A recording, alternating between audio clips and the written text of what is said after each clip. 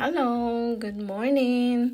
For today's video, ipapakita ko lang pala ang aking asawa. Siyempre, nakasakay siya sa kanyang big bike. So, yan po ang kanyang bike, Harley Davidson. Yan, kami pauwi na. Galing kami ng biker delivery sa mga toys ng mga bata. Pero ito, pauwi na nga kami kasi nga may party pa kaming gaganapin sa aming bahay. Ito yung aming anong tawag dito, daanan pa uwi sa tinatawag nilang toll road. Syempre, magbabayad ka dyan para ikaw ay dadaan dyan. Pero syempre, walang mga ka-traffic. Isa nga, kasi nga Saturday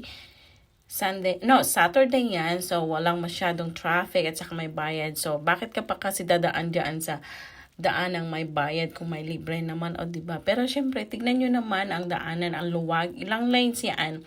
3. Tapos, ang takbo namin dyan is 80. Minsan nga, naka 90 ako dyan. Diyos mio. Nakakatakot nga lang minsan kasi may mga pulis na nag-aabang dyan. Mabigyan ka ng ticket. Mahal ka ng maanuhan ng ticket.